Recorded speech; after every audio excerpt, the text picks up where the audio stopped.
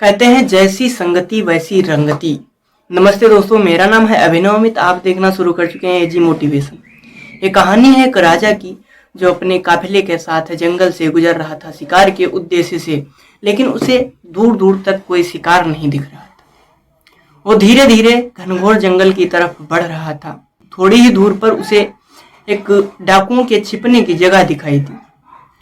थोड़ा उसके पास पहुंचा तो पास के पेड़ पर बैठा तोता बोलता है, पकड़ो पकड़ो, एक राजा आ रहा है, इसके पास बहुत सारा धन होगा, बहुत सारा सामान होगा, लूटो लूटो, जल्दी आओ जल्दी आओ। तो उस तोते की आवाज सुनकर डाकुओं ने राजा की तरफ दौड़कर पकड़ना चाहा, लेकिन राजा ने डाकुओं को अपनी तरफ आता देख राजा और उसके सैनिकों ने दौड़कर भागना शुरू कर दिया। भागते भागते वह कोसों दूर आगे निकल गए। सामने उन्हें एक बड़ा सा वृक्ष दिखाई दिया, तो थोड़ी देर उस सुस्ताने के लिए वो उस पेड़ के नीचे विश्राम के लिए बैठ गए। उस पेड़ पर बैठे तोते ने कहा कि हे राजन, आओ आओ, हमारे साधु संतों की कुटिया में आपका स्वागत है। भीतर आइए, थोड़ा सा पानी पीजिए और थोड़ी देर विश्राम कर लीजिए।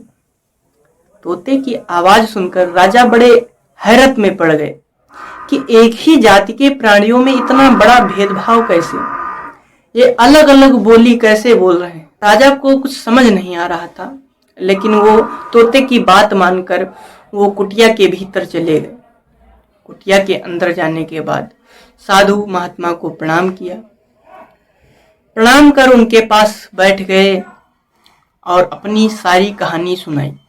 साधु जी ने राजा की बात को बड़े ध्यान से, बड़े धैर्य से सुना और बोले, हे राजन, ऐसा कुछ नहीं है, बस संगति का असर है। वो डाकुओं के साथ में रहकर डाकुओं जैसा व्यवहार करने लगा, डाकुओं जैसी बोली बोलने लगा। मेरे कहने का तात्पर्य यह है, साधु जी ने कहा, मेरे कहने का तात्पर्य यह है कि सब संगति ही करवाती है। अगर एक बुद्धिमान 100 मूर्खों के साथ में रहता है तो वह भी मूर्ख बन जाता है, और अगर एक मूर्ख 100 विद्वानों के साथ में रहता है तो वह भी विद्वान बन जाता है। तो हमें संगति बड़ी सोच समझ कर करनी चाहिए, जैसा कि साधु ने हमें बताया। तो मिलते हैं अगली ही वीडियो में, तब तक हमारे आइकॉन बटन पर क्लिक करके आप अगली कहानी को सुन सकते हैं। धन्यवाद।